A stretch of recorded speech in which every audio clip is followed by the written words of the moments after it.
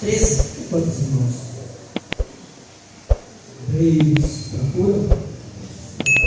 Agradecer a Deus por esta oportunidade. Agradecendo também ao pastor Franco pela confiança atribuída a essa oportunidade. Atos, capítulo 13, versículo 2.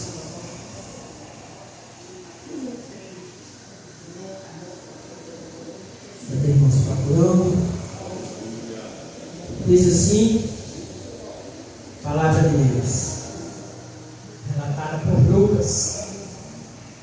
E servindo eles ao Senhor, jejuando, desse o Espírito Santo. Apartai-me a Barnabé e a Saulo para a obra que eu os tenho chamado. Amém? Meus irmãos, nessa tarde, no tempo aqui que me foi concedido, eu gostaria de refletir com a igreja em uma parte da vida de Paulo. Nesta tarde, o objetivo dessa mensagem é expor para a igreja uma parte da vida e ministério do apóstolo Paulo. Tem como objetivo, extrair ensinamentos da vida e do ministério do apóstolo Paulo, ensinamentos esses que são de grande importância para a nossa meditação e reflexão. Creio que todos aqui conhecem, ninguém conhece tudo, mas todos aqui conhecem uma parte da vida e história do apóstolo Paulo.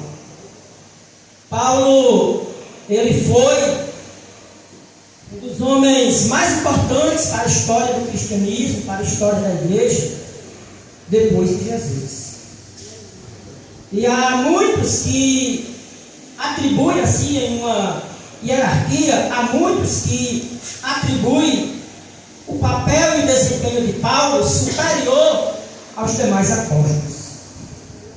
Porque diferente dos demais apóstolos, Paulo teve o seu reconhecimento como apóstolo, mas ele não foi chamado como os demais. Os demais apóstolos foram escolhidos pelo Senhor, chamados assim literalmente, presencialmente. Jesus olhou na face deles e disse: venha e me siga, na face de cada um deles. Jesus também se revelou para Paulo. Paulo foi chamado por Jesus de uma forma também muito maravilhosa. Mas se houve uma diferença de Paulo para os demais apóstolos, é que Paulo não conviveu literalmente com Jesus os 3 anos de ministério. Nos 3 anos que Jesus exerceu o seu ministério, os discípulos lhe acompanhavam. Eles presenciaram Jesus curar, Jesus fazer muitas maravilhas, prodígios, escutaram de Jesus, receberam de Jesus toda a base doutrinária que hoje nós cremos. E ao mesmo tempo que Jesus exercitava o seu ministério, começava o seu ministério e ali caminhava aos arredores de Jerusalém, Galiléia, Judéia, Samaria, exercendo o seu ministério. Do mesmo modo, Paulo estava também na capital de Jerusalém e ele era aluno de um rabino chamado Gamaliel. Esse rabino Gamaliel era neto de um rabino chamado Hilel. Para os irmãos se situarem, um rabino para os judeus hoje é como pastor da igreja. Assim como um pastor é importante para a igreja, para a nossa igreja, assim como a igreja precisa de um pastor, os judeus precisam de um rabino. O líder dos judeus são os rabinos. Eles esperam do rabino, líder, do rabino chefe, a anunciação do Messias. Quando Cristo se manifestar como falso líder, eles vão entender que é o Messias enviado, e o rabino líder da nação de Israel vai anunciar para o povo que o Cristo chegou. Eles esperam esse anúncio da parte dele. Então, o rabino é o líder máximo para os judeus. Então, Paulo era aluno de Gamaliel, que era um rabino líder em Israel, nos tempos de Paulo, e que ele era neto do rabino mais importante de Israel, rabino chamado Léo. Então, Paulo era um homem altamente instruído. Ele era natural de Tarso, era uma cidade da província romana. O Império Romano, naquele tempo, dividia as regiões por províncias. Havia várias cidades em cada província, e na província de Tarso havia uma cidade chamada Cilícia, que era a cidade de origem do apóstolo Paulo. Paulo, ele era romano de nascimento. Isso foi favorável para ele no ministério. Foi uma das estratégias que nós entendemos pela Bíblia que fez Deus chamar Paulo para o ministério. Ele, por ser cidadão romano, tinha o direito de andar por todo o Império Romano, sem visto, sem nenhum impedimento. Então, Paulo, ele era judeu, ao mesmo tempo que ele era romano de origem, de nascimento. Paulo também era judeu de sangue. Ele era da tribo de Benjamim, ou seja, era um judeu, como a gente costuma dizer, um judeu da gema. Seu credo de fé, ele era fariseu. No tempo de Paulo, o fariseirado era um grupo religioso que era formado por aproximadamente, segundo os historiadores, 5 a 6 mil homens. 5 a 6 mil fariseus havia nos tempos de Jesus em Jerusalém. Não era qualquer judeu que podia ser fariseu. Eram pessoas selecionadas. Eram pessoas escolhidas a dedo. Havia critérios para se tornar fariseu. Paulo, cidadão romano, judeu de sangue, era fariseu. E era perseguidor da igreja. No livro de Atos, nos capítulos 22, 26, capítulo 7, capítulo 22, capítulo 26, nós encontramos algumas das obras de Paulo antes de ser chamado por Jesus e se converteu ao Evangelho. Lá em Atos capítulo 7, Paulo presenciou a morte de Estevão. Quando mataram Estevão e apedrejaram, Paulo estava lá olhando. E pegaram as roupas de Estevão e lançaram aos pés do apóstolo Paulo. Atos capítulos 22 e 26, a Bíblia mostra, fala que Paulo, ele era um perseguidor ferrenho da igreja. Ele conduzia homens e mulheres, crentes, à morte. Aqueles que ele não matava, prendia. Mas, como perseguidor da igreja, a prioridade dele era matar. Esses textos, esses capítulos relatam que Paulo fazia de tudo para que, ao prender um crente, esse crente fosse imediato morto. Ele tinha autoridade dos sacerdotes para perseguir a igreja. Esse mesmo capítulo 26 relata que Paulo entrava nas sinagogas, que eram os locais de reunião dos cultos, dos cultos por parte da igreja e também reuniões dos grupos judaicos. Paulo entrava nessas sinagogas, autorizado pelos sacerdotes, e quando a reunião era culto, era a igreja que estava ali reunida, Paulo entrava com autoridade naquelas sinagogas e prendia ali os crentes. Ele obrigava os crentes a negarem a fé dentro das sinagogas, trazendo aquela situação para esse momento. Ele entrava aqui numa tarde como essa, e através da força e do poder que ele tinha, ele dava duas opções para nós: ou negava Cristo, ou ia ser preso para morrer. Era isso que Paulo fazia costumeiramente como perseguidor da igreja. Mas se Paulo, irmãos, ele tem sua vida de perseguidor encerrada no caminho de Damasco, onde Jesus aparece para ele, chama ele para ser crente, e escolhe ele para se tornar um dos maiores líderes da igreja, um dos homens mais importantes para a história da igreja. E não dá tempo a gente aprender tudo sobre Paulo numa reunião como essa. Os irmãos, acredito que os irmãos lembram, nós temos lições da escola bíblica, que são 13 lições, falando somente sobre o apóstolo Paulo. Nós estamos fazendo aí um curso de teologia, além do Severiano. O livro das cartas de Paulo são 5 lições, somente para falar das cartas de Paulo. Então, uma reunião como essa, não tem como a gente repassar tudo sobre a vida de Paulo. Mas nós vamos extrair da vida de Paulo alguns ensinamentos que certamente, se meditarmos, refletirmos e colocarmos em prática, Deus continuará abençoando as nossas vidas, os nossos ministérios, a igreja onde estamos trabalhando. Louvado seja Deus. Paulo, irmãos, ele foi chamado de uma maneira muito maravilhosa. Certo dia, os irmãos conhecem essa história, ele sai autorizado pelos sacerdotes a perseguir a igreja que estava ali em Damasco, cidade da Síria. E Paulo, ao se dirigir àquela igreja para perseguir os irmãos, no caminho, ele tem um encontro com Jesus. Jesus aparece para ele, derruba ele do cavalo, deixa ele cego e fala com ele. Paulo ouve a voz do Senhor. Quem é, Senhor? Sou eu, Jesus, a quem tu persegues.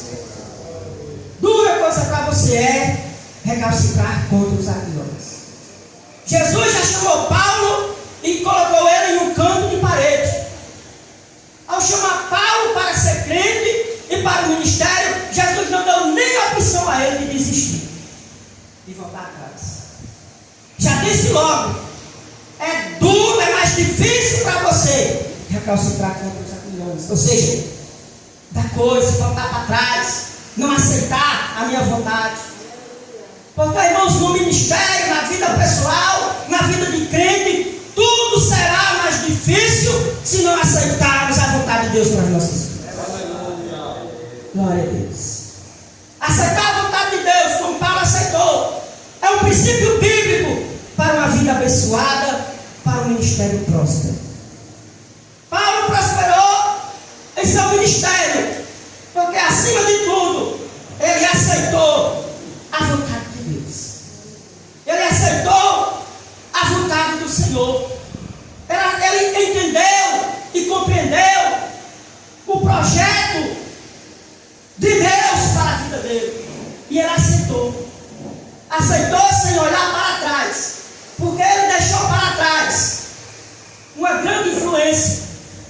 Paulo, ele tinha tudo para ser o próximo rabino de Israel, o líder maior, o líder supremo religioso em Israel. Paulo deixou isso para trás, para atender ao chamado do Senhor. Imagine um padre que deixou o seminário e se tornou crente para ser pastor. Foi isso que Paulo fez. Atendeu com amor, abraçou de coração o chamado de Deus para a vida dele. E o primeiro ensinamento que nós podemos extrair da vida de Paulo nessa tarde é esse: é que devemos ser obedientes ao chamado de Deus.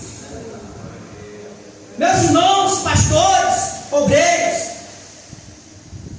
se temos um chamado de Deus para a obra, se o nosso chamado verdadeiramente é de Deus, a Bíblia nos incentiva a aceitar. Se o nosso chamado para a obra é de Deus, Deus nos aconselha, a palavra nos orienta a aceitar o chamado. Se não é de Deus, se é uma coisa humana, até que a gente pode voltar atrás. Se o chamado é apenas uma ideia humana, uma emoção que veio para coração no momento, depois passou, a gente pode voltar atrás, não tem problema. Mas se o chamado é de Deus, não queira voltar para trás. Aleluia. Aleluia. Nós precisamos, irmãos, ter essa convicção que o nosso chamado é divino. Porque, irmãos, exercer o ministério, quando tudo está caminhando favorável, quando tudo está às mil maravilhas, é muito bom. Mas quando parte para o outro lado, é difícil. É difícil para muitos manter dentro da vontade de Deus, em meio às tribulações e às dificuldades. Aleluia. Mas, irmãos, uma característica do obreiro chamado é que ele se dispõe a passar pelas lutas, a enfrentar os sofrimentos para fazer a vontade do Senhor. Nós vamos aprender isso mais na frente, no desenvolver da mensagem. Então, o primeiro exemplo que nós aprendemos com Paulo: seja obediente ao chamado. Aleluia. Aceite ao chamado. Tire da sua mente, do seu coração, esse pensamento que se não fosse obreiro, que se não fosse missionário, que se não fosse pastor, você poderia estar melhor. Não estava. Porque o melhor lugar para nós é aonde Deus quer que nós estejamos. Aleluia. Glória a Deus. Aleluia. Aleluia.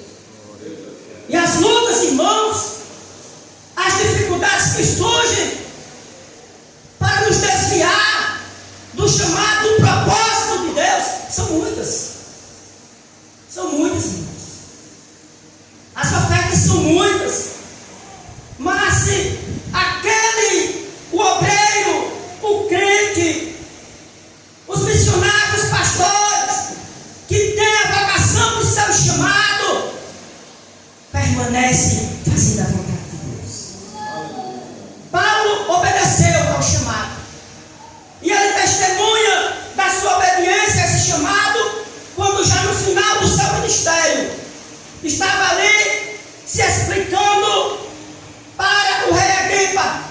Ele diz lá em Atos capítulo 26, versículo 19, falando da vida dele, da maneira como Deus o chamou, ele diz: pelo que, ó rei Agripa, não fui desobediente à visão celestial. Aleluia, Paulo obedeceu o chamado. Paulo aceitou o chamado. Aleluia. E nós aprendemos com Paulo a seguir este exemplo. Não vamos desistir do chamado de Deus. Vamos continuar, aleluia, em meio às lutas, às dificuldades, fazendo a vontade de Deus. Aleluia, porque nós às vezes cantamos um corinho: a luta vem e passa. O choro dura uma noite, mas a alegria vem pela manhã. Se hoje você está chorando, amanhã vem alegria para você, para a sua vida. Aleluia. Aleluia, glória a Deus. Mas não podemos, irmãos, abrir mão do chamado por causa das dificuldades, por causa das tribulações, por causa das ofertas seculares que aparecem. Ora, irmãos, se eu posso falar pessoalmente pela minha pessoa, se eu posso olhar para as ofertas que vêm, para a gente mesmo sair, são boas apenas materialmente. Mas a gente sabe que se nós sairmos da vontade de Deus, nós compreendemos e temos maturidade que se nós desistirmos da vontade de Deus, a obra sofre. Sabe por quê? Porque Deus chama, porque tem um propósito. Deus me chamou, Deus me chamou, Deus me chamou, porque tem algo a realizar através de nós. Aleluia. Deus chamou Paulo porque tinha algo a realizar através de Paulo. Deus te chamou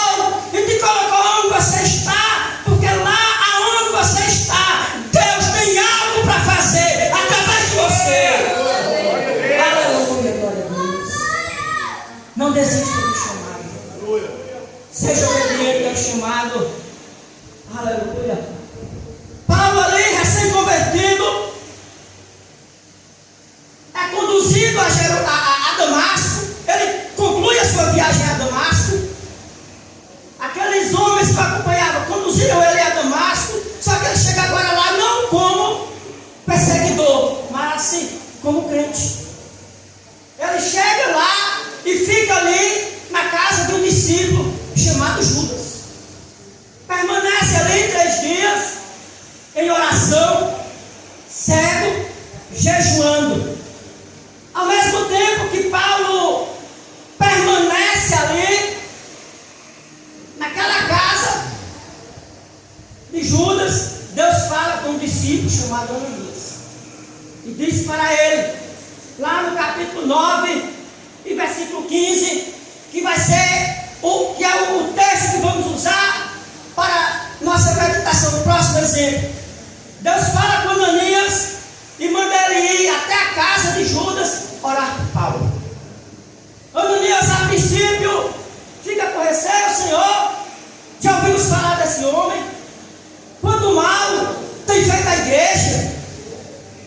Mas Deus, mais uma vez, fala para ele, diz, vai, porque este é para mim um vaso escolhido. Aleluia. Deus dá essa ordem para Ananias. Eu não quero saber quem ele era, não quero saber o que ele fazia. Vai, porque eu escolhi ele. Aleluia. Glória a Deus. Amém. Glória a Deus. E daqui, irmãos, nós tiramos o nosso segundo ensinamento com base no ministério de Paulo.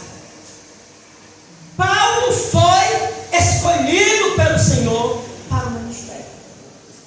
E aqui, irmãos, nós aprendemos algo muito forte, que podemos aplicar tanto no dia a dia da igreja, e que devemos aplicar principalmente para nós, obreiros de tempo integral, no nosso ministério.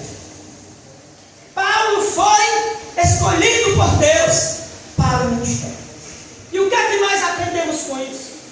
O ensinamento que esse texto nos deixa, irmãos, é de que a obra de Deus, ela deve ser feita por homens escolhidos por Deus.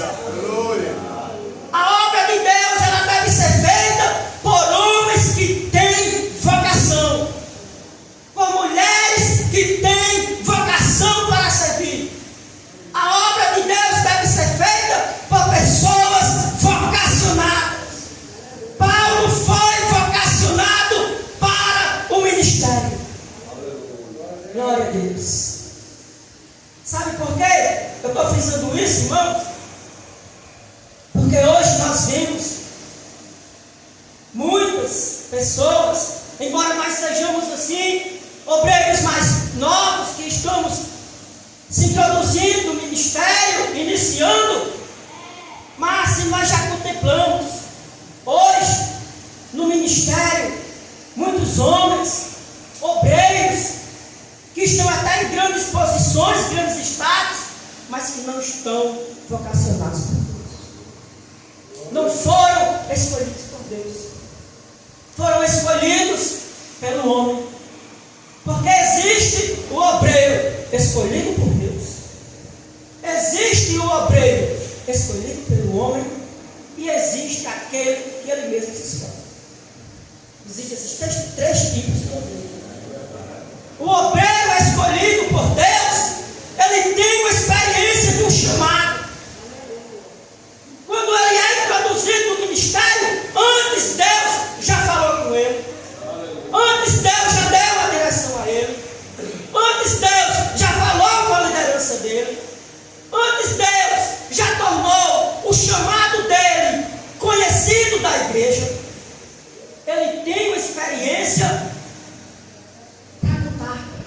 Ele tem uma experiência com Deus antes de ingressar no ministério. O obreiro chamado por Deus, o chamado dele é notório à igreja.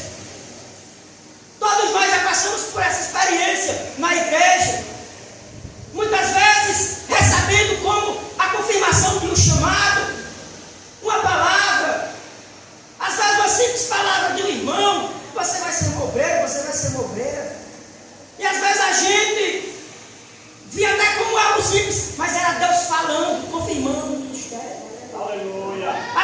Deus usava até o ímpio.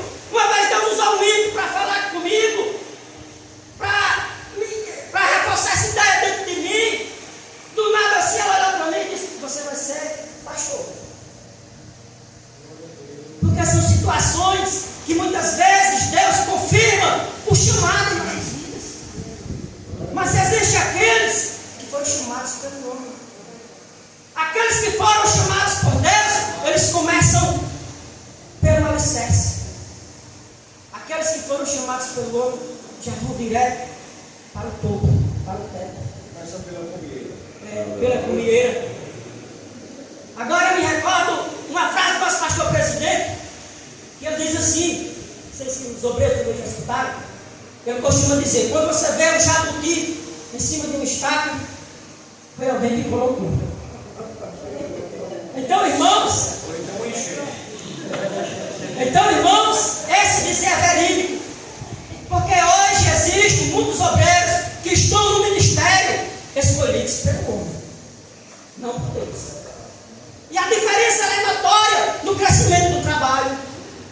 A diferença é notória na espiritualidade da igreja. Porque o obreiro que começa pelo alicerce, ele vai ganhando experiência a cada dia. Ele vai aprendendo com a liderança. Ele vai aprendendo com a experiência prática do dia a dia. E conforme o tempo vai passando, ele vai se enraizando, se alicerçando. E com o passar dos anos, Deus faz o ministério dele prosperar. Glória a Deus. O trabalho conduzido para o obreiro chamado por Deus, ele é aceito pela igreja. O obreiro chamado por Deus trabalha pelo crescimento da igreja. Aquele que não tem a vocação divina, ele se preocupa com o status. Ele tanto com nomes, tanto com a fama, para ele já está suficiente. Não interessa como esteja a igreja, não interessa como esteja a situação dos irmãos, não interessa como esteja o estado das ovelhas. Por quê? Porque ele não está lá porque está preocupado com as ovelhas. Ele está lá para manter o status na posição. E aqueles que são chamados pelo homem, eles mesmo se titulam ovelhas, criam seus ministérios, são donos de suas próprias igrejas. Se um obreiro desse cair, a igreja se acaba. Por quê? Porque a igreja é dele. Não foi Deus que colocou ele lá, foi ele mesmo que se colocou. Diferente do nosso ministério, um exemplo aqui. Se hoje o pastor daqui saiu, o pastor do São Miguel, qualquer pastor do campo sair, a obra continua, vem outra e continua. Aleluia. Porque a obra a cada tempo é conduzida, sucedida por homens que têm a vocação divina, que foram escolhidos realmente por Deus. Louvado seja Deus. Então, isso é o lado que devemos aplicar no ministério. Na igreja local, nós podemos fazer uma aplicação desse ensino. Na distribuição, irmãos, dos cargos na igreja, nós devemos, como pastores, quem já tem mais gente, quem já tem mais liderados, nós devemos escolher com a direção divina pessoas vocacionadas para servir. Não dá certo colocar um professor de escola dominical que não sabe ensinar, que não tem compromisso com a palavra. Não dá certo colocar uma dirigente de centro de oração que não tem compromisso com a oração. Não dá certo colocar um líder de conjunto, de departamento, que não tem compromisso com a responsabilidade. A obra de Deus deve ser feita por pessoas que realmente querem servir a Deus. Aleluia. Que querem dar o seu melhor para Deus. Que querem ser instrumentos de Deus para o crescimento da obra. Glória a Deus.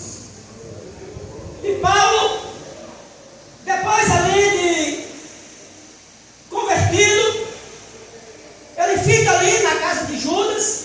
Ananias vai lá, ora por ele, ele é curado, cheio do Espírito Santo e batizado nas águas.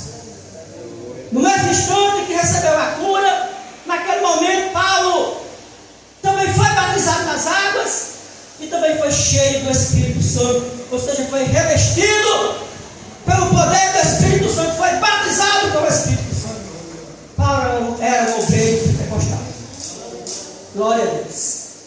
E ali, ainda quando ele estava na casa de Ananias, ainda quando Deus falava com Ananias, Deus disse para ele, depois de falar para ele que Paulo tinha sido escolhido por ele para a obra, aí Deus falou outra coisa. Essa aqui a gente aceita, mas não com gosto. Deus disse para Ananias: vai, ora por ele, porque este é para mim um vaso escolhido. Aí ele diz no versículo 16: e eu lhe mostrarei o quanto deve padecer pelo meu. Vamos traduzir aqui as palavras de Deus para Ananias na nossa linguagem. Vá lá, ore por ele. Eu escolhi ele para o ministério, para a obra, e eu vou lhe mostrar. Você vai ver o quanto ele vai padecer por causa do meu nome. E aqui nós aprendemos algo. Aqui, esse versículo 16, esta expressão, lhe mostrarei o quanto deve padecer pelo meu nome, nos traz um ensino, nos traz uma mensagem. É que ministério é sinônimo de sofrimento. Se alguém ainda a essa altura não sabia disso, fique sabendo. Ministério é sinônimo de sofrimento. Ao nos convocar, ao nos chamar para o ministério, Deus nos chama para sofrer pela causa do Evangelho. O chamado para o ministério é um chamado para o sofrimento. Ninguém se iluda com paletó, com a gravata chique, com um sapato caro. Ninguém se iluda com isso. Ser obreiro, ser pastor, não é isso. Ministério é sinônimo de sofrimento. Antes mesmo de falar pessoalmente com Paulo, antes de Paulo começar a aparecer, Deus já tinha avisado para aquele homem, para Ananias: você vai ver o quanto ele vai sofrer por causa do meu nome. E o ministério de Paulo foi sofrimento do início ao fim. Do início ao fim. Ele sofreu quando começou o ministério, ele sofreu no meio do ministério e ele terminou o ministério no sofrimento. Não foi jubilado, não terminou o ministério pastoreando alguma das grandes igrejas onde ele fundou. Ele terminou o ministério do sofrimento. Começou sofrendo, exerceu o ministério sofrendo, terminou sofrendo. Os últimos dias do ministério dele foi dentro de uma prisão subterrânea, um buraco no chão, onde ele escreve uma carta para Timóteo. Faz um apelo, diz: Timóteo, vem sofrer aqui comigo as aflições, como um bom soldado de Cristo Jesus. Então, irmãos, o ministério é sinônimo de sofrimento. Se você é tão chamado, está esperando em Deus esse chamado se cumprir na sua vida, se é um chamado para o ministério, já fique sabendo, vá se preparando. É um chamado para o sofrimento. Nós, como obreiros, não podemos adotar a ideia de que obreiro não é para sofrer. Quem disse isso? Onde é que está escrito na Bíblia que pastor, que obreiro, que missionário não é para sofrer? Se o próprio chamado é para o sofrimento. E onde é que a gente sofre? É no campo. É no dia a dia. É a luta com a igreja. É a luta para ver o reino de Deus crescer. E o crescimento da igreja, a prosperidade do trabalho da obra, onde estamos fazendo ali o trabalho do Senhor, nos traz muito sofrimento. Mas devemos entender isso como algo comum, normal para o obreiro. Sofrimento, ministério é sinônimo de sofrimento. Paulo fundou várias igrejas. Todas aquelas igrejas ali onde ele depois escreveu suas cartas, foi ele que fundou. Depois de fundar a igreja de Corinto, em uma de suas viagens missionárias, na sua segunda viagem missionária, Paulo fundou aquela igreja, discipulou aquela igreja,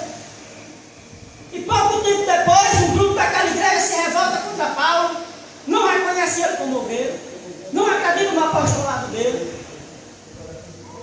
Depois, quando Paulo toma conhecimento disso, ele manda, escreve a sua primeira carta aos Coríntios, corrigindo os muitos problemas doutrinários daquela igreja e relata um pouco os seus sofrimentos.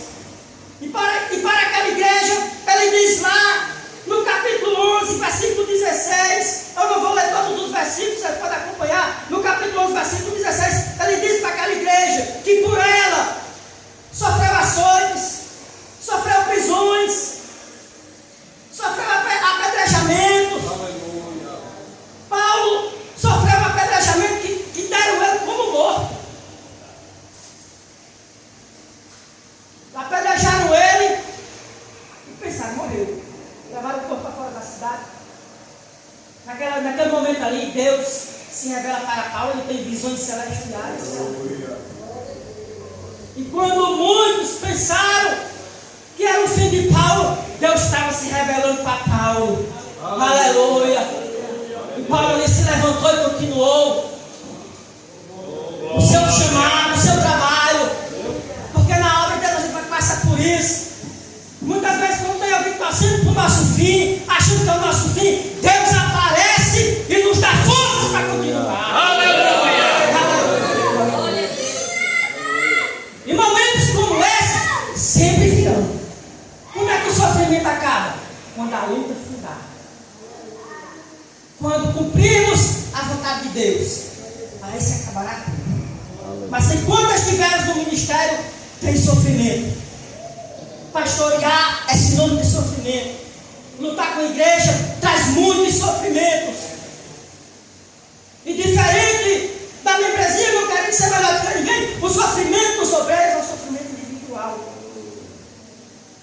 Porque os obreiros costumam ter poucos amigos. Aconselham todo mundo, mas muitas vezes é eles que estão prezando no conselho. Orientam todo mundo, mas muitas vezes é eles que estão prezando de uma orientação. Quem é obreiro sabe quantas e quantas vezes a gente não precisa dar uma palavra para o irmão vai dar certo, se levanta, Deus vai lhe ajudar. Mas muitas vezes, enquanto a gente ensina para ele, a gente diz, ó Senhor, manda essa palavra para mim também. Porque o exercício do ministério traz muitos sofrimentos. E Paulo sofreu tudo isso, prisões, Paulo sofreu perigo no meio de salteadores, eu relato lá em 1 Coríntios 11:16, perigos no meio dos falsos irmãos, eu relato, que passou grandes perigos no meio dos falsos irmãos, esse é o pior. Os falsos irmãos, o perigo que eles trazem para a igreja, para a liderança.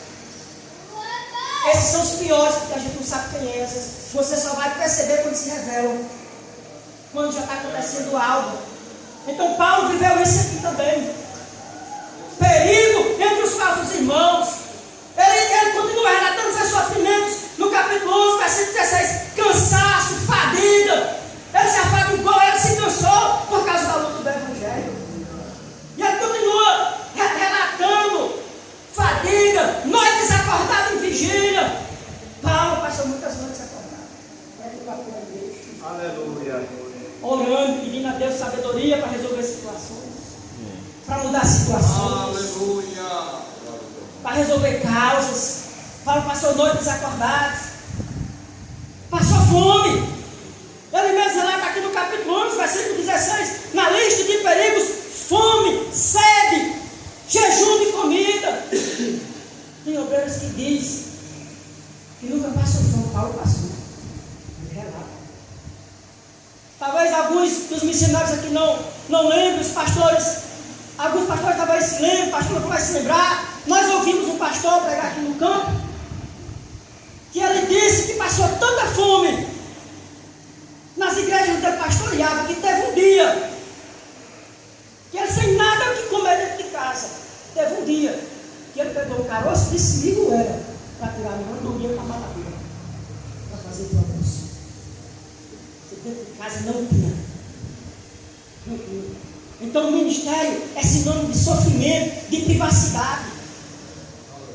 Por quê? Porque nos dias de hoje já está menos, graças a Deus. Graças a Deus. Mas mesmo assim, ainda tem as privacidades. Porque para exercer o ministério, você tem que deixar de lado suas prioridades. Tem que deixar de lado, às vezes, materialmente, coisas maiores, coisas melhores. Um dia desses, aqui para trás, uma experiência pessoal, alguém ofereceu uma casa própria para minha esposa, só acompanhar um idoso no estado terminal de idoso. E se você fica cuidando dele, e a casa é sua.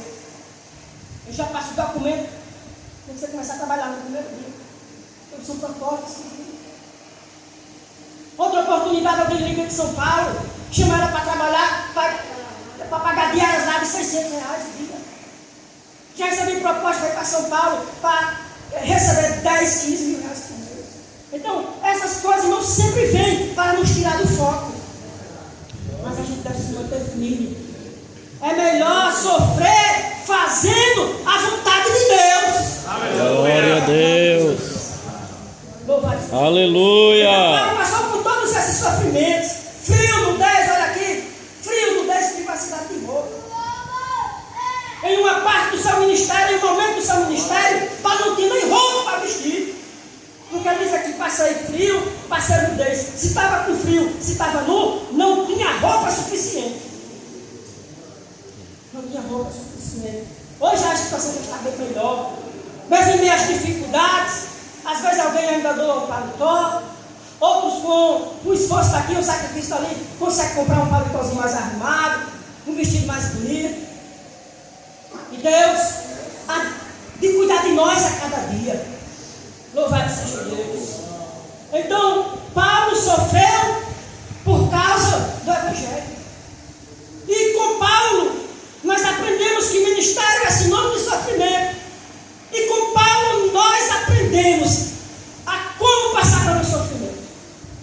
Paulo dá a receita para enfrentar o sofrimento e passar por ele e se manter firme no chamado. Glória. Paulo dá a receita. 2 Coríntios, capítulo 12, versículo 15. Ele diz assim, aqui ele está se referindo à igreja. Uma igreja trabalhosa. Uma igreja difícil de se lutar. Uma igreja que trazia para Paulo muito sofrimento, muitas angústias, muitos desgastes. A igreja dando trabalho para ele em todos os sentidos. Aí ele escreve essa carta para a igreja, segunda carta, já tinha escrevido a primeira, não foi suficiente, escreveu outra.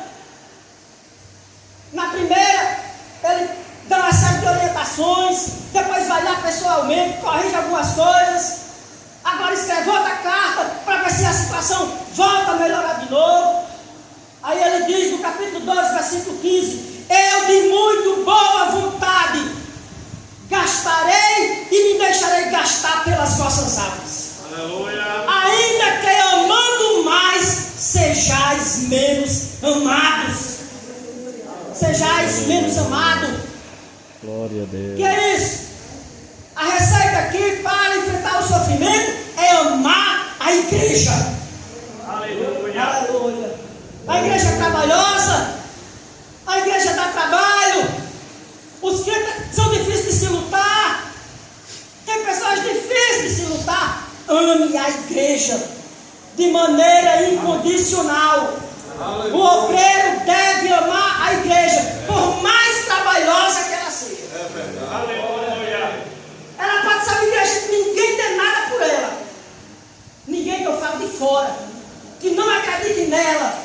Mas o obreiro deve amar essa igreja. Aleluia. E deve trabalhar, orar, jejuar, fazer o que for possível para essa igreja continuar crescendo e prosperando dentro da vontade de Deus. Aleluia. Foi isso que Paulo fez. Ele tinha muitos motivos para abandonar a igreja. Imagine aí, ele funda aquela igreja, depois aquela igreja disse que ele não é mais nada.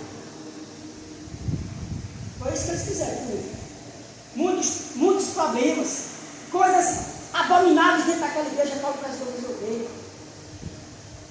Muitos embates, Paulo pegou com alguns crentes ali que começavam a entender alguma coisa e se revoltavam contra os ensinos de Paulo. Hoje, alguém não acredita em algo da nossa igreja, se alguém não acredita em algo do nosso crédito de fé, está fácil, eu procuro outra igreja. Eu não aceito um batismo com o Espírito Santo, procuro igreja não pentecostal. Eu não aceito um arrebatamento, um arrebatamento pré-tribulacional, eu procuro uma igreja pós-tribulacional. Mas naquele tempo não era assim. Quando alguém não acreditava na mensagem que Paulo pregava, nos ensinamentos que Paulo passava para a igreja, eles pregavam o contrário. Imagina aí o pastor pregando uma coisa aqui e outro lá no banco pregando o contrário. Não é assim não. Não deixa não. É assim. Então Paulo viveu tudo isso. Escândalos, coisas terríveis dentro da igreja. Mas ele não perdeu o amor pela igreja. Ele disse, eu estou me desgastando por causa de vocês. Mas quanto mais eu me desgasto, mais eu amo vocês. Aleluia! Glória a Deus! O segredo para enfrentar o sofrimento da igreja é amar a igreja de maneira incondicional. Aleluia. Deus nos chamou para amar a igreja. E devemos apacentar a igreja com amor.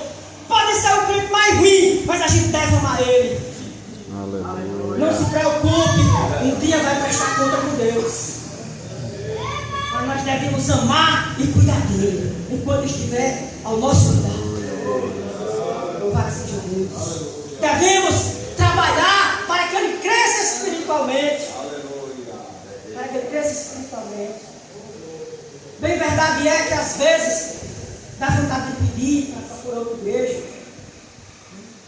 Uma vez, na minha imaturidade, estava aprendendo, foi bem no início do ministério. Uma vez eu disse para o irmão, tanto sofrimento assim no Brasil. Não, mas se você procurar outra igreja, para mim será melhor. Tanto sofrimento que a gente passava. Vai ser uma luta tão grande com esse irmão. Uma vez a gente saiu de casa tão angustiado, não saía palavra da boca, só lá no silêncio sozinho. A gente chegamos no trabalho de oração, Deus usou o irmão e disse, eu tenho visto o que ele está fazendo contra você. É por isso que você, pastor, obreiro, líder, não deve se preocupar com quem está trazendo problema. Deus está vendo. Aleluia! Glória a Deus Deus. está vendo. Deus usou ele, usou esse pregador, falou comigo, disse, mas hoje eu corto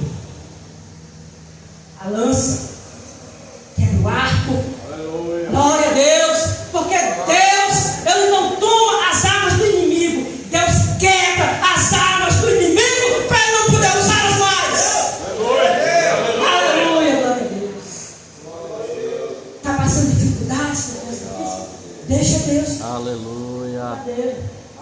Ame ele, ore por ele, ofereça ajuda para ele. Aí o tempo vai passando, você vai oferecendo essa ajuda e as coisas mudam. Deus pode quebrar o coração. Louvado seja Deus. Então Paulo passou por tudo isso na igreja. O outro segredo que Paulo enfrentou o sofrimento está lá em Atos capítulo 20, versículo 24. Paulo já vinha de uma grande maratona de viagens missionárias, implantação de igrejas. Aí ele, no seu último regresso, na sua terceira viagem missionária, ele vem ali em destino a Jerusalém, passa por uma cidade chamada de Mileto, próxima à região de Éfeso, onde ele tinha fundado muitas igrejas. Ali em Mileto, Paulo chama os anciãos, os pastores, os presbíteros que ele tinha passado naquelas igrejas para pastorear, faz uma espécie de reunião de obreiros com eles e relata o que Deus fez através dele. Já era a fase final do seu ministério e diz para eles ali lá em Atos capítulo 20 que ele estava indo em direção a Jerusalém, mas ele já sabia que quando chegasse em Jerusalém, o que estava esperando ele era tribulação e sofrimento. Aí no capítulo 20, no versículo 24, Paulo ele traz outra receita para a gente passar o sofrimento. Ele diz, em nada tenho a minha vida por preciosa, contanto que cumpra com alegria carreira e o ministério que recebi do Senhor. Aleluia. Aleluia, glória a Deus. Traduzindo aqui as palavras dele, olha, eu sei o que eu vou passar. Eu sei que coisa mais ruim está me esperando. Eu sei que coisas difíceis estão me esperando. Mas a minha vida não vale nada. O que vale é que Deus cumpra a vontade dele na minha vida. Aleluia. Aleluia. O que significa isso? Foco no ministério. O obreiro tem que ter foco. Se você não tiver foco, você corre na primeira luta. Se você não tiver foco, você só vai querer ser obreiro quando a igreja estiver crescendo, prosperando. Mas o obreiro focado não. Ele não tem a vida dele por preciosa. Aleluia. Aleluia. A vida dele não vale diante da vontade de Deus. Aleluia. Esse é o segredo, um dos segredos que Paulo encontrou para enfrentar o sofrimento no ministério. Louvado seja Deus. E ali, irmãos, Paulo passou por todo esse processo de sofrimento. No início, no meio e no fim. Paulo sofreu no início do seu ministério. Aqui nós relatamos o meio. Vou relatar um pouco do início. Quando Paulo se converteu, aqui, ele começou a pregar em Damasco, depois do seu batismo ali, começou a pregar, diz alguns teólogos, por 3 anos, levantou sua perseguição contra ele. Paulo precisou fugir de Damasco, descendo pelo cesto no muro. Os irmãos pegaram ele, colocaram dentro de um cesto, amarraram, começou a descer ele. Paulo fugiu para Jerusalém. Perseguição por parte dos judeus. Paulo fugiu para Jerusalém na esperança de se encontrar com a igreja, de se juntar à igreja, de rever os irmãos. Só que quando chegou lá em Jerusalém, piorou. Porque quando ele procurou a igreja para se juntar à igreja, a igreja rejeitou ele. Que nem conversa, não deu a mínima. Imagine aí, você chega numa igreja procurando refúgio, apoio, se agregar aos irmãos querem negócio com você. Paulo passou isso no início do seu ministério. Por quê? Porque os irmãos achavam que eu estava com lorota. Os irmãos achavam que eu estava se disfarçando para perseguir a igreja, para contar depois. Aí foi necessário Barnabé interceder por Paulo. Isso está escrito, esses dados estão escritos lá no capítulo 9, versículo 19 ao 31. Barnabé precisou interceder por Paulo. Aí Barnabé pega Paulo, leva Paulo até os pastores, os líderes da igreja e diz: olha, esse homem se converteu. Ele agora é crente, é o servo de Deus. E pode confiar nele. Barnabé foi quem deu uma palavra por Paulo. Barnabé, ele era um dos líderes daquela igreja. E ai de Paulo, se não fosse Barnabé. Porque se não fosse Barnabé, Paulo não tinha entrado nem nas portas nem dentro daquele templo. Não tinha participado de nada daquela igreja. E quantos Barnabé Deus não levanta na nossa vida? Glória a Deus. E o obreiro, ele também às vezes tem que ser com Barnabé. Às vezes no ministério é necessário a gente dar uma palavra para alguém. Às vezes no ministério é necessário a gente fazer um papel de Barnabé. Mesmo quando a maioria não dá crédito. Mas às vezes faz necessário isso. Louvado seja Deus. Então Paulo, ele foi ali rejeitado pela igreja.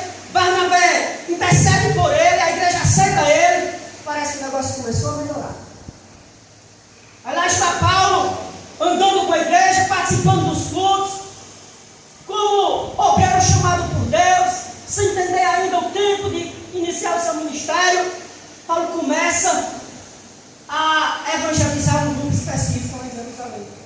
Os gregos, judeus. Eram gregos que não eram israelitas, mas eram convertidos ao judaísmo. Eles acreditavam em uma parte do Antigo Testamento, não em toda. E Paulo ali em Jerusalém forçou tanta barra daquele grupo, tentou, em nossas palavras, empurrar o evangelho de goela dentro daquele grupo, que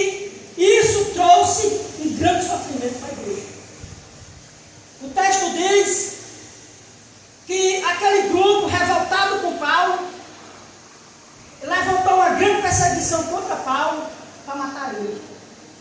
Quando os irmãos tomaram conhecimento que Paulo estava sendo procurado para morrer, pelos próprios crentes ali, pela própria membresia da igreja, quando tomaram conhecimento dessa situação, pegaram Paulo. E, corrigindo aqui, não pela membresia da igreja, Paulo estava sendo procurado para morrer por esses gregos que não aceitavam o judaísmo totalmente, como o Antigo Testamento. Então, esse grupo começou a perseguir Paulo, e Paulo procurado para morrer. A única solução que os irmãos achou foi mandar Paulo para casa. Pegaram Paulo, desceram para Cesareia, está relatado aí em Atos, capítulo 9, versículo 19 a 31. Pegaram Paulo, desceram para Cesareia, que é uma cidade que havia próximo ao mar, colocaram Paulo num barco, vai para casa. Isso aqui só deu problema. Não foi fácil o início do ministério de Paulo. Imagine para Paulo o desejo, a vontade de fazer a obra, e agora não tinha mais autoridade da igreja para fazer, não tinha mais a credibilidade da igreja. Em vez de contribuir para o crescimento da igreja, estava fazendo a igreja sofrer, porque a maneira como Paulo estava ali trabalhando ali, naquela igreja, naquele momento, naquela circunstância, em vez da obra crescer, a obra estava sofrendo. Olha o que diz Atos capítulo 9, versículo 30 e 31. Sabendo, porém, os irmãos que Paulo estava sendo procurado para morrer, acompanharam até Cesareia e o enviaram a Tarso. Aí o versículo 31 se liga a 30. Assim, pois, depois que Paulo foi embora, assim, pois, as igrejas em toda a Judeia, Galileia, Samaria, tinham paz, eram edificadas e se multiplicavam andando no temor do Senhor. Paulo saiu do meio, as coisas voltaram ao normal. Paulo saiu de cena, a obra começou a crescer. Agora imagine se isso foi fácil para Paulo. Imagine Paulo ali em Tarso, vez por outra, se encontrando com o irmão daquela igreja, o irmão dizendo para ele assim: rapaz, depois que você saiu de lá, as coisas melhoraram. Não foi fácil para ele. Porque, irmãos, o obreiro, quando não tem a sabedoria para pastorear, ele faz a igreja sofrer. Ele faz a igreja gemer, chorar. Eu já tive a oportunidade de escutar presencialmente, pastor Fernando também é testemunha, de escutar presencialmente crentes chorando com o sofrimento da igreja por causa do obreiro. Porque o fato de ser obreiro não quer dizer que a gente pode fazer tudo do nosso jeito e que nós somos os donos da razão. Precisamos agir guiados pela Bíblia. Aleluia. Deus ainda tem que ser o nosso guia. Aleluia. Decisões precisam, para tomar determinadas decisões, precisamos consultar a Deus. Existirão causas na igreja, irmãos, situações que só em orar vai resolver. Eu escutei um testemunho de um pastor que estava passando uma situação difícil com o irmão da igreja. E era uma situação tão difícil que ele não tinha nem caminho, assim, procurava caminho para se chegar e resolver, e não achava. Meu Deus, como é que eu vou resolver isso? Foi orar. Depois de alguns dias orando, o pai daquele irmão, aquela pessoa, chegou para ele, o pastor, disse: pastor, vim só lhe agradecer pela sua ajuda, pelo seu apoio. Por quê? Tudo voltou ao normal. Tudo está resolvido. E o pastor ali entendeu a mensagem na hora. Ele não precisou falar, ele não precisou agir, ele apenas orou e Deus resolveu o que ele não podia resolver. Aleluia! Aleluia! E na igreja, no ministério, vez por outra vamos passar por isso. Tem causas que só se resolvem com a oração.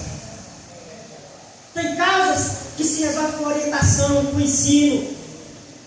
Outras é necessário aplicar disciplina. Mas seja qual for a causa, precisamos de sabedoria para agir. Precisamos de agir de maneira sábia para não trazer sofrimento à igreja. A maneira como trabalhamos, como administramos, como procuramos envolver a igreja, contribui, ela traz um impacto no crescimento da igreja. O crescimento da igreja, acima de tudo, depende de Deus. Mas depois de Deus, depende da habilidade dos obreiros para saber trabalhar. É necessário saber usar as ferramentas na hora certa, no momento certo. Nós vimos na nossa pouca experiência, eu já vi que eu gosto muito de observar as experiências erradas dos outros. Eu gosto de observar nesse sentido, para mim aprender. E eu já vi em pastores de experiência, pastores de muitos anos no ministério, atitudes erradas, porque eles estão diante da igreja, querem implantar um ritmo na igreja que não dá certo. Querem proceder com coisas que a igreja não aceita. E o pastor deve ser o exemplo de atividade na obra. O pastor é para ser um exemplo ali de quem está à frente, um exemplo de ânimo, de prontidão. Mas a gente não pode criar um ritmo próprio nosso e querer que a igreja entre por ele. Porque cada igreja, cada localidade tem uma característica diferente. Uma coisa pode dar certo ali, mas não dá certo aqui. Uma coisa que não deu certo aqui, pode dar certo ali. Mas o obreiro não deve impor o seu próprio ritmo à igreja. Precisamos ser um exemplo de motivação para a igreja. Principalmente quando as igrejas já são formadas, que já vem há muito tempo naquele ritmo, é necessário ter uma habilidade. Aí às vezes chega um obreiro que tenta implantar o seu próprio ritmo, o trabalho se acaba, chega outro, o trabalho se levanta, aí o que foi embora fica com inveja. Vai falar mal do outro, mas é porque ele não sabia trabalhar. É porque ele não sabia usar as ferramentas. Então, a maneira como trabalhamos vai contribuir para o crescimento da igreja. A maneira como amamos os irmãos contribui para o crescimento da igreja. A maneira como procuramos envolver os irmãos na obra contribui para o crescimento da igreja. Louvado seja Deus. Então, Paulo sentiu isso na própria pele. A intenção de Paulo era boa, não é? Pregar o evangelho. Sim. Mas ele estava agindo na hora errada. Estava querendo fazer a coisa pela força e ainda estava entrando no trabalho dos outros, porque lá naquela igreja já havia um colegiado de pastores. Não era nem só um pastor, era um colegiado, porque naquele período a igreja era administrada por um colegiado de pastores. E Paulo, além de estar fazendo as coisas fora do tempo, de maneira forçada, ainda estava se intrometendo no trabalho dos outros. Deus não tinha chamado ele para aquela obra, para aquela igreja, para se fazer da igreja. Ele não teve discernimento naquele momento. Ele não teve discernimento. Aprendeu na própria pele que é necessário ter sabedoria e agir com prudência para não trazer sofrimento à igreja. Glória a Deus. Nós, pastores, obreiros, nós fomos chamados para trazer paz para a igreja. Nós fomos chamados para edificar a igreja. Louvado seja Deus. Nós fomos chamados para fazer a igreja crescer e prosperar.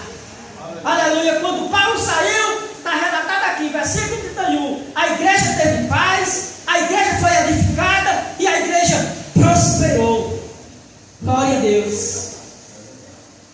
Porque aqueles que ali ficaram, procederam, continuaram trabalhando de maneira correta. E o nome do Senhor foi glorificado.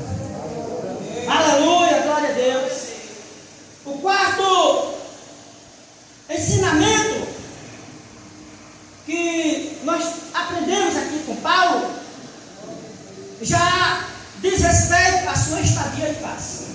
Paulo foi embora de Jerusalém, mandaram ele embora para Tarso, e Paulo fica ali na cidade de Tarso, sua cidade natal, Tarso da Cilícia. Ele fica ali 14 anos.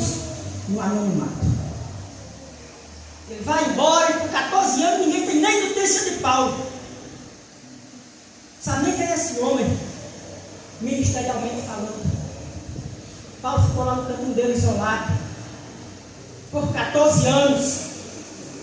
E o que é que aconteceu? Quando Paulo foi mandado para Tarso, anos atrás, ele tinha incitado uma perseguição contra a igreja. Essa perseguição começou com a morte de Estevão e se alastrou por todas as igrejas, Judeia, Galiléia, Samaria. E foi uma perseguição tão grande que relata ali, Atos capítulo 11, que os crentes se espalharam mesmo. Foi uma perseguição que a solução ali, os crentes escapar vivos, foi embora, se espalhar. E o capítulo 11 de Atos relata que por onde eles passavam, em meio a essa perseguição, por onde eles passavam, eles anunciavam o Evangelho, pregavam o Evangelho. Um grupo desses crentes chegou numa cidade turca, chamada de Antioquia. Hoje ainda existe essa cidade lá no país da Turquia. Um grupo desses crentes chegaram lá nessa cidade, debaixo da perseguição, pregaram o Evangelho, e ali Deus fez algo muito maravilhoso. Um grande avivamento aconteceu em Antioquia, uma conversão em massa. Quando chegou aos ouvidos da igreja de Jerusalém, que em Antioquia houve uma conversão em massa, o que a igreja fez? Mandou Barnabé de Jerusalém para Antioquia. Pastorear aquela igreja, instruir aquela igreja, tomar a responsabilidade pelaquela igreja.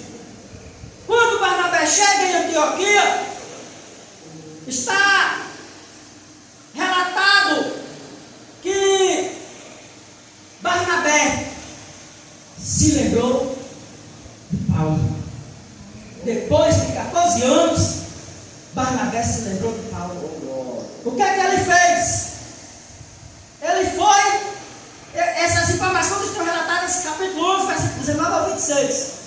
Barnabé, ao chegar em Antioquia, desce para Tarso, leva Paulo e ficam ali pelo período de 1 ano ensinando aquela igreja. 14 anos se passaram, mas Barnabé não esqueceu de Paulo. Barnabé não esqueceu que Paulo tinha um chamado. Barnabé não esqueceu que Paulo, apesar de não ter começado bem, mas ainda tinha um chamado de Deus na vida dele a realizar. Aleluia. E Barnabé se lembra de Paulo, vai lá, busca Paulo, e Paulo sobe para Antioquia com Barnabé, levando com ele Tito. E o que é que nós aprendemos com isso? Aqui nós observamos algo interessante no capítulo 11, versículo 25. Já é a segunda vez que Barnabé se lembra de Paulo. Na primeira vez, vai interceder por ele lá de Jerusalém. Na segunda vez, Barnabé vai em busca dele para ajudá-lo no cuidado daquela igreja, ali em Antioquia. E o que é que nós aprendemos com isso? Aqui nós aprendemos um princípio muito importante no ministério. Não existe ministério abençoado sem a mão de uma liderança superior. Barnabé era um líder daquela igreja. Era um dos líderes. Fazia parte do colegiado de pastores ali de Jerusalém. E Barnabé abençoou o ministério de Paulo. E nós aprendemos com isso que todo ministério próspero, frutífero, abençoado tem a mão de uma liderança superior no meio. Glória a Deus. Josué foi abençoado através de Moisés. E assim vai. Vamos relatar mais exemplos. Nós aprendemos com isso de que dependemos da nossa liderança para crescer no ministério. Essa Bíblia. Precisamos dos nossos líderes. Eles são instrumentos usados por Deus para nos fazer crescer no ministério. Eu conheci o pastor Franco um dia antes, assim, conhecer, e ter proximidade, acho que praticamente no dia da nossa posse, não é também. Antes tinha visto ele uma vez, em Mossoró, outra vez a gente tinha participado do culto, né, pastor no canto. E uma certa vez, quando nós estávamos aqui em São Miguel, pastor recém-chegado, nós tínhamos ido participar do culto de ceia aqui, assim que ele chegou, e depois do culto ele levou a gente para comer uma pizza. Estava lá conversando na época com outro pastor aqui do campo e falando do projeto de abrir os campos missionários. Quando ele falou, meses anteriores nós já tínhamos recebido uma direção divina muito forte. Estava se aproximando o dia, o momento de Deus nos trazer para uma obra que ele tinha preparado. E quando o pastor falou que ia colocar um obreiro para lá de dentro, Deus imediatamente falou comigo, eu não disse nada. E apenas escutando, Deus falou, eu ouvi Deus falar ali, cheguei cá, disse para minha esposa, para preparar as coisas. Porque terça-feira nós vamos ser convidados para assumir o trabalho. Mas como é que você sabe? Deus falou. Deus falou, mas o pastor não tem falado nada. Na terça-feira ele solicitou a nossa ajuda para fazer o culto, no culto, o pastor se aproximou de mim, na direção divina, já vim orando, Deus confirmando do lado dele, Deus confirmando do meu lado. Ele chegou para mim e me perguntou, você tem chamada, vocação para o ministério? Eu, sim, pastor, Deus já tinha falado. 2 meses antes, Deus já tinha falado, né? 7 anos atrás, Deus já tinha falado que ia tirar a gente, levar para o sítio, morar numa casa de alpendre, frequentada por muitos irmãos. Foi um bom período de tempo nessa casa. O pastor Deus mora lá hoje, o pastor Zé curou. A casa por um tempo foi a igreja. E todas as semanas aquela sala tinha crentes ali cultuando o nome do Senhor Jesus. Porque Deus é fiel no cumprimento das promessas. É verdade. Mas precisou da liderança. Todos esses pastores que estão aqui, os mais velhos, que estão em cidades, precisaram da bênção da liderança para estar onde estão hoje. Aleluia. Não existe ministério sem uma bênção de uma liderança superior. Louvado, isso é um princípio bíblico. É um princípio que não pode ser quebrado e violado. E quando chega o tempo de Deus cumprir as promessas em nossa vida, Deus usa a liderança para vir até nós. Você pode estar no lugar mais distante da capital, você pode estar no lugar mais distante aos olhos humanos, mas quando chegar o tempo de Deus, Deus usa a liderança e vai até você. Aleluia. Aleluia. Porque Deus trabalha dessa maneira, Deus não quebra princípios. Então, no ministério, precisamos da bênção da liderança. Louvado seja Deus. O outro ensino que aprendemos com Paulo aqui, aparece aqui no Gálatas capítulo 2, versículo 14. É necessário ter paciência para alcançar as promessas ministeriais. Gálatas capítulo 2, versículo 14, diz assim, ó, depois passado 14 anos, Atos 19, 31, Paulo saiu correndo de Jerusalém. Para Gálatas 2 e 14. Paulo mesmo está relatando isso. Depois de 14 anos, subiu outra vez a Jerusalém com Barnabé. Barnabé veio buscar. O tempo passou, 14 anos se passaram. 14 anos no anonimato. 14 anos fora dos holofotes. Aleluia. 14 anos sem reconhecimento. 14 anos que não era visto, não enxergado. Aleluia. Mas Deus é fiel para cumprir com aquilo que promete. Aleluia, glória a Deus. E as promessas de Deus não se vencem com o passar do tempo. Aleluia. 14 anos se passaram, Deus toca o coração de Barnabé, Barnabé desce a Tarso, leva Paulo para Jerusalém. Aí Paulo diz, eu acho interessante essa passagem, né? Depois de 14 anos eu tenho que cumprir. Subi outra vez a Jerusalém. Aleluia. O que é que nós aprendemos com isso aqui? Que as promessas ministeriais, nós precisamos de paciência para alcançar elas. Precisamos ser pacientes para alcançar as promessas ministeriais. Paulo, a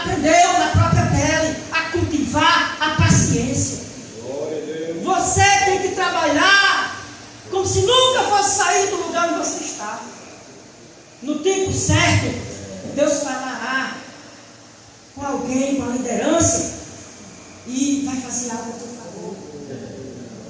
É necessário ter paciência para alcançar essas promessas ministeriais. Aleluia. Se a gente somar esses 14 anos com um ano que ele ficou ali apenas ensinando a igreja, auxiliando Barnabé, porque ele já não foi de cara ser obreiro, foi se auxiliar de Barnabé.